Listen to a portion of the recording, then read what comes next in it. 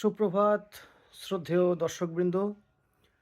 আজ একটি বিশেষ দিন আমার কাছে এবং আমাকে যারা ভালোবাসেন, আমাকে যারা ফলো করেন, শ্রদ্ধা ভক্তি করেন তাদের কাছেও আজকে একটা খুব ভালো দিন। গত মাসে অনুষ্ঠিত হয়ে গেল উত্তরবঙ্গে আহ, উত্তরের আহ্বান পত্রিকায় আয়োজিত একটি বিশেষ আন্তর্জাতিক সাহিত্য সম্মেলন। এবং সেই সাহিত্য সম্মেলনে আমার জন্য যে পুরস্কার, যে সম্মান গচ্ছিত ছিল বা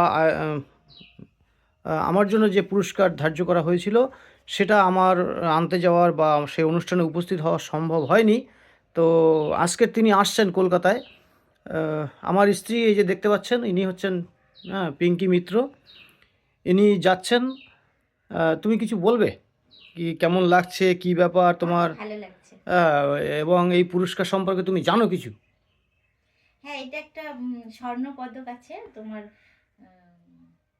ওটাকে আমি রিসিভ করতে যাচ্ছি। হ্যাঁ, এটা হচ্ছে স্বর্ণপদক বলা হয়েছিল, এখন জানি না কি আসে।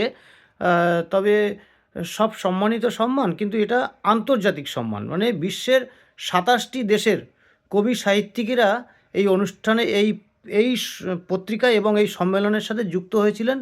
পৃথিবীর বিভিন্ন দেশ থেকে ২৭টা দেশ থেকে কবি সাহিত্যিকরা সামিল হয়েছিলেন। তার মধ্যে আমি কবি সুব্রত মিত্র, মানে তোমার যে স্বামী কবি সুব্রত মিত্র, তিনি ভারতের পশ্চিমবঙ্গের এই গড়িয়া নতুন দিয়ারা থেকে তিনি সামিল হয়েছিলেন। হয়তো তিনি ফিজিক্যালি শারীরিকভাবে উপস্থিত হতে পারেননি, কিন্তু মানসিকভাবে এবং আমার যে ধ্যান জ্ঞান এই সাহিত্য চর্চা এবং এই সম্মেলনে ছিল। যাই হোক, এটা তোমার কাছেও মনে হয় ভালো লাগার বিষয়, ভালো লাগার আমার খুব ভালো লাগছে যে আমার স্ত্রী একসময় আমার লেখালেখি এবং আমার ভাবনা চিন্তা, আমার সৃজনশীলতার প্রতি তোমার বিরক্ত লাগতো লাগতো তো প্রথম দিকে। তো বর্তমানে সেই বিরক্তিটা আর লাগে না। তো এখন কি মনে হয় যে এগুলো প্রয়োজন আছে, সমাজকে কিছু বলার, বোঝানোর? হ্যাঁ, প্রয়োজন আছে। আর নয় দরকার আছে, আর নয় সমাজ ভেঙে যেতে পারে, যেমনি ভগ্নমুখী হয়েছে আরও ভেঙে যেতে পারে।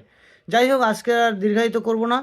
আমার খুব ভালো লাগছে যে আমার স্ত্রী সেই আজ থেকে প্রায় 10-15 বছর, 16 বছর, সেই সময়কার আগেকার যে ভাগ ভঙ্গিমা, তার মন মানসিকতা সেই জায়গা থেকে পরিবর্তিত হয়ে সাহিত্য সৃজনের সাথে তার নিজের মনকে মানিয়ে নিচ্ছে, গ্রহণ করছে। এটা একটা বড় পাওনা। তাই আমি মনে করব আমার স্ত্রীর মতো করে অন্যান্য সকলের নারী সমাজ, তারা রুচির দিকে আসক্তি হন, সৃজনশীলতার দিকে আসক্তি হন, তাহলে দেখবেন সংসার জীবন অতি সুন্দর হবে এবং আপনাদের কোলে পিঠে মানুষ হওয়া বাচ্চাগুলো খুব সুন্দর ভালো মানুষ হবে। এই জন্যই তো বলে সংসার সুখের হয় রমণীর গুণে, যদি থাকে গুণবতী পতি তাহার ঘরে। তাহলে আমি গুণবতী পতি হতে পারিনি, কিন্তু আমার গিন্নি। হ্যাঁ, আমি সম্মানটা নিয়ে আসি, নিয়ে এসে আপনাদেরকে শেয়ার করে দেবেন। হ্যাঁ, হ্যাঁ, ধন্যবাদ। খুব ভালো থাকবেন সকলে।